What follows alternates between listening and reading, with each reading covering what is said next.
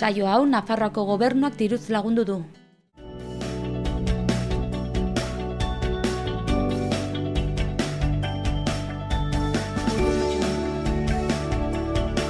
Arratsaldeon guztioi, ongi etorriak Xaloa telebistara. Urriak 9 dugu gaurkoan, astelena dugu.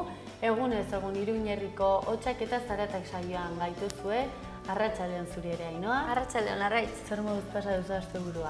Ondo, gainera oso eguraldi ona egin du, beraz, primeran, zu ondo. Bai, oso gustora baita ere. Gustora, asteburua beti gustora hartzen da, ezta? Bai, nabaritzen da. Bueno, gaurko efemerideetan zer daukagu?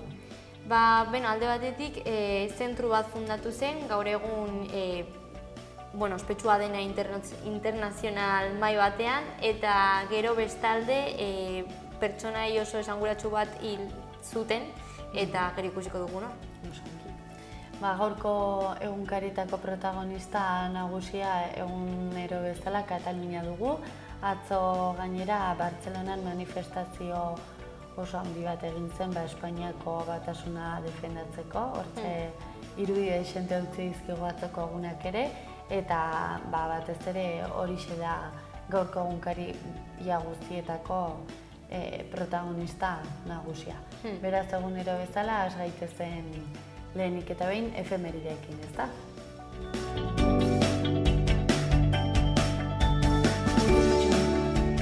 Has gaitezen gaurko efemerideekin. Gaur bezalako egun batean 1701 urtean, Estatu Batuetako Old Saybrook herrian Collegiate School of Connecticut Unibertsitatea sortu zen. 17 urte geroago, unibertsitate hori Yale Unibertsitatea deitzera pasa zen, eta gaur egun hezkuntza zentrorik garrantzitsuenetako bat da. Era berean, 1967 urtean, La Higuera deituriko herrian, Bolivian, militar talde batek Che Guevara iraultzailea hil zuten. Ziak lagundu zien eta aurretik inolako epaiketarik ez zen egin.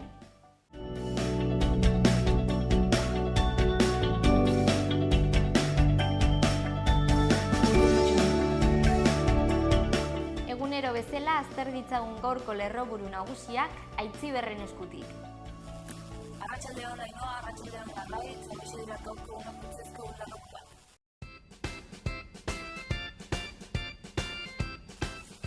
Egunari begira jarriko gara, askapenaren 30. urteurrena ospatzeko dozenaka lagun elkartela Berriozarren erakunde internazionalistaren aldeko jaian. Askapenak internazionalismoa bultzatuz Europa aldatzea du helburu berria. Tren sozialaren alde eta abiadura handiko trenaren kontra manifestazio egin duten Tafallan, erdialdea trenaren alde plataformak bultzatuta.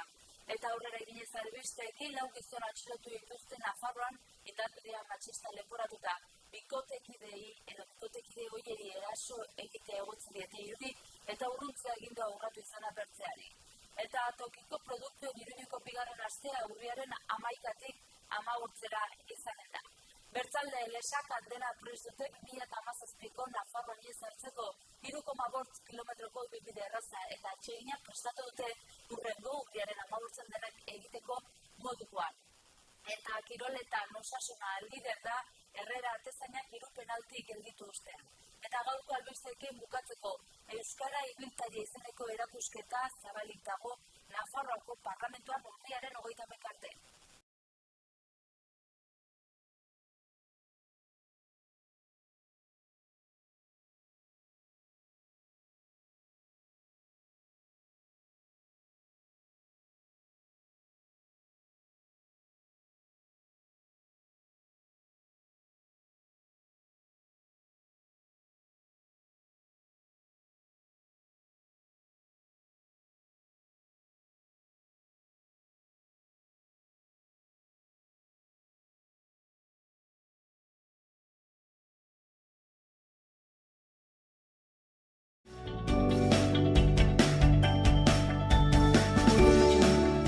Eskerrik asko Aitziberri Iturri, eguneko lerroburu nagusien berri emateagatik orain egunkaretako azalekin aurrera eginen dugu.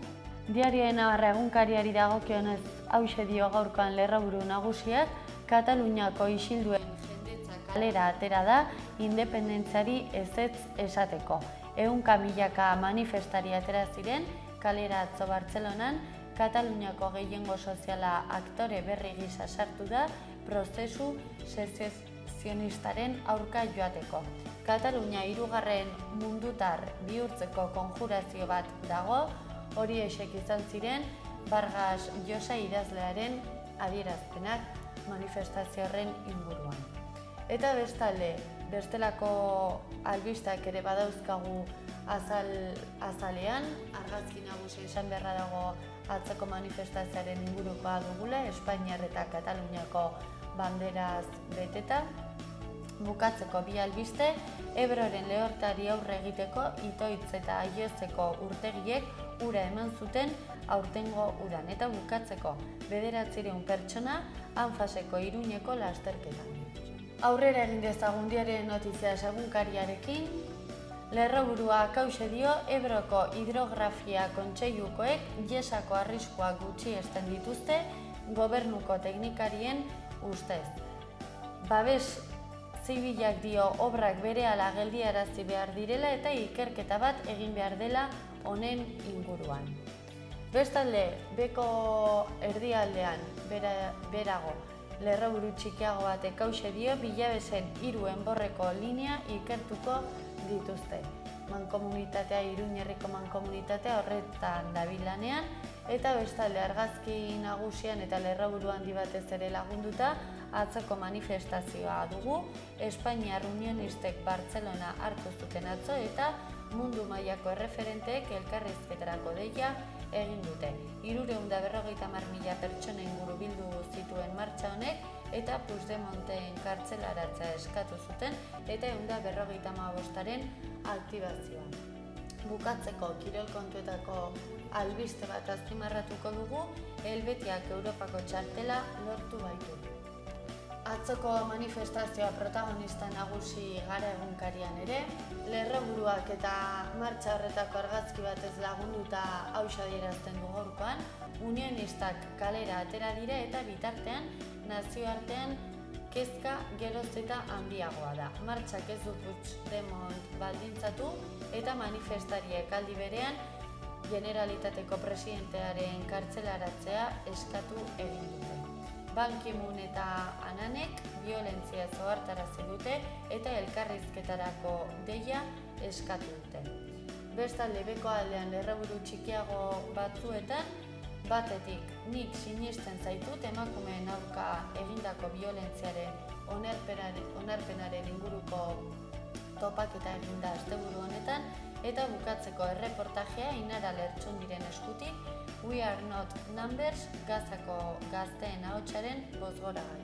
Eta bukatzeko joan gaitezen Euskal Herri Irratiko lagunen agerkarira, 3 albiste nabarmentzekoak esa urtegiak sortu ditzaken arriskuak gutxiesten ditu Ebroko Ur Konfederazioak. Bestalde, tokiko produktuen astea asteazkenetik igandera bitartean ospatu eginen da, eta bukatzeko garraio kontuak izan ere 3 bide nagusi sortu nahi dituzte Bilabesentzat Iruñan.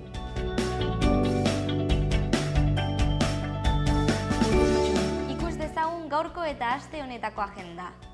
Gaur Burlatako Kulturetxean urriaren 22 arte, hegoaldetik Senegal Manu Braboren begirada izeneko erakusketa eskaintzen da. Doako sarrera dauka eta arratsaldeko 5etan irekitzen da. Asteazkenean, Zizur Nagusiko Kulturetxean antzeslana ikusteko aukera dago. Todas eran mistiaz izenburua dauka, arratsaldeko 8etan izango da eta sarrera 6 euro balio du. Asteazkenean ere arratsaldeko 8:30 Zentral Kafe Antzokian kontzertua egonen da Kaperkaili taldearen eskutik. Sarrera 18 euro. Ostegunean arratsaldeko 7:30 Hiru Errege Hoteleko tabernan kontzertua egonen da. Amy Winehousei omenaldia izango da eta doako sarrera dauka. Ostiralean arratsaldeko 8etan Atarrabiako Kulturetxean antzeslana eskainiko da. Salir de cuentas a los 50 izenburua dauka eta sarrera 5 eurokoa da.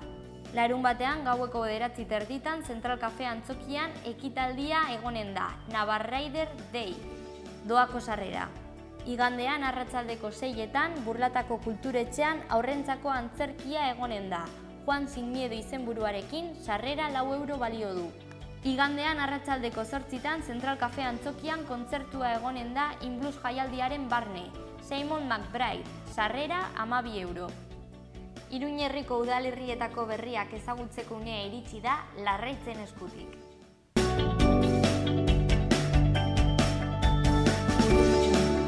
Urriak 9 dugu gaurkoan astelene ikus dezagun zenelako albisteak utzi dizkigun gaurko egunak Iruñan eta Iruñerrian. Iruñarekin hasiko gara tokiko produktuen Iruñeko bigarren astea Gazteluko plazan urriaren 11tik 15era izanen da 50 saltokitik gora, dastaketak, animazio eta lantegiak izanen dira besteak beste. Kontu gehiago Iruña aldean, udala karrera egin die Europako txapelketan eta World Roller Games delakoan parte hartu duten Nafarroako patinatzaile internazionalei. Joseba Fernandezek munduko txapela eta beste 3 domina irabazi zituen eta Jonathan Galar Europako txapeldun bikoitza izan zen. Iruñeko udaleko giza baliabideetako alorrak oposaketa bat egiteko proposamena aurkeztu du negoziazio mailan. 2017 urtean 21 lanpostukoa izanen litzateke. Eta alde zarrera sartzeko kontrola urriaren 10ean hasiko da bizilagunak larrialdietakoak, dendariak eta zamalariak sar daitezke soilik. Bestalde, Patricia Perales Iruñeko udaleko zinegotzia pasaden ostiralean Baionan izan zen Urban Sketchers erakusketa honen inaugurazioa. Eta zinemako heroinak zikloak gaur hasiko da, Florence Foster Jenkins filmea proiektatuko da gaur, arratsaldeko 6etan Iturramako Zibiboxen. Bestalde, Iruñeko udalak 406.000 euro inbertituko ditu Salestarren beko solairuan, Txantreako auzo unitatearen bidez eginen da hau guzti. Eta Iruñeko udalak gaur udal energia operadorearen inguruko aurkezpena eginen du Eusko Jaurlaritzan sortze prozesuan burutu ziren pausuak azalduko dira. Eta Iruñeko udalak udazkenetan neguko programazio berria aurkeztu du, ziklo berriak izanen dira besteak beste, jasa, abesbatzak eta hiri kultura izanen dira. Eta Zitadelako arresiaren zati bat konpontzen hasi dira Iruñeko argintza tailer eskolako ikasleak. Aurrera egin dezagun Antsoinekin astelenero egiten dugun moduan, urriaren 5ean irekiko da irakigune hidrotermala instalazioari dagozkion mantentze lanak egin ondoren. Jakusiko eta pedilubioko ontziak berriz urriaren 10 arte ez dira irekiko izan ere luzeago joko dute lanek bi toki horietan. Bestalde, mintzakide egitasmoan parte hartzeko aukera izanen da, urriaren 22 bitartean izena eman daiteke. Aurrera egin dezagun oraingoan Arangureneko ibarrarekin, antzerki tailerra izanen duzue Arangureneko ibarrean urriaren 14tik otsailaren 25era izen emateko epea irekita duzue. Bestalde, emakumeenganako indarkeriaren aurkako lehenengo kontakizun laburren lehiaketa ere antolatu da Arangurenen, azaroaren 3 bitartean aurkeztu daitezke lan guztia. Eta 2017ko Aranguren ibarreko ingurumen argazkigintza lehiaketa ere izanen da haur eta gazteentzat, 2 lehiaketara argazkiak aurkezteko epea irailaren 1etik urriaren 16era izango da.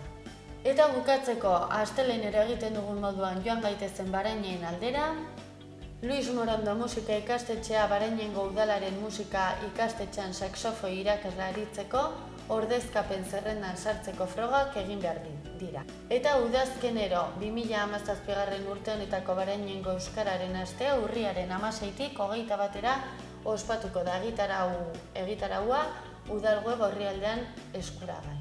Eta bestalde hizkuntzak biziberritzen jardunaldia gaztelaniaz izanen da urriaren 10ean, astearte honetan Barainengo liburutegian beltzen mintza dokumentala eskainiko da gaztelaniaz eta azpitituluak euskaraz eta Kitzua eta Nasa Jube hiztunen bisita ere izanen da. Bestalde aurrentzako ilustrazio tailerra euskaraz izanen da Lieban Agoni Jarnozekin 2016ko Etxepare saria irabazitako ilustratzailea da bera, 6 eta 10 urte bitarteko aurrentzat zuzendua dago tailerra eta izen emateak urriaren 2tik 17 egin daitezke Barainengo liburutegian doan.